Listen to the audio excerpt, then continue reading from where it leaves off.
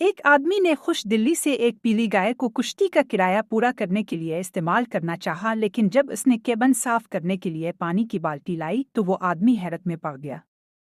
گائے تو بہت تیزی سے چلی گئی اور جلد ہی ایک غار میں غائب ہو گئی، لیکن اگر اسے یہ خدائی گائے مل جائے تو وہ زندگی بھر عیش و عشرت کی زندگی گزارے گا۔ اس وقت اسے 2 ٹانگوں کی تاخیر سے اٹھنا پڑے گا۔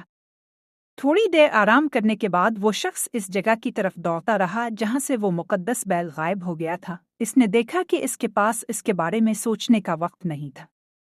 بہرحال اس نے کتنی ہی کوشش کی، اس شخص کو وقتی طور پر ہار ماننا پڑا، اس لیے اس شخص نے گھر جا کر اپنی بیوی کو اس کے بارے میں بتانے کا ارادہ کیا۔ جب وہ اس کی آنکھوں میں ہاتھ ڈال کر واپس آیا تاہم اس شخص نے کہا کہ یہ صرف برفانی تولیہ ہے۔ پھر اس نے اپنی بیوی کو سب کچھ بتایا۔ اس کے بعد دونوں نے غار کھودنے کے لیے مدد کی درخواست کی۔ اس نے فوری طور پر اوزار اٹھائے اور اس کے ساتھ جانا چاہتا تھا۔ پہلے ہی پیسے سے اندھا ہو چکا تھا۔ پھر وہ تینوں اس غار میں پہنچ گئے۔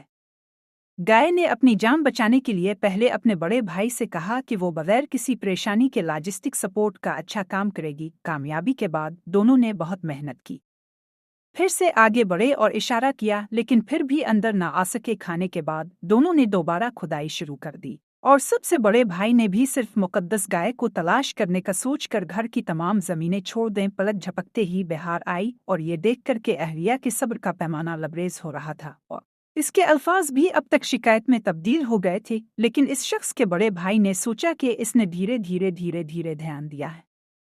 اس کی مدد کے لیے دونوں کئی مہینوں سے کھدائی کر رہے تھے، اور اس وقت بیٹے کی باتوں نے حقیقت ظاہر کر دی۔ وہ اپنے محنتی ہاتھوں سے اپنی مستقبل کی زندگی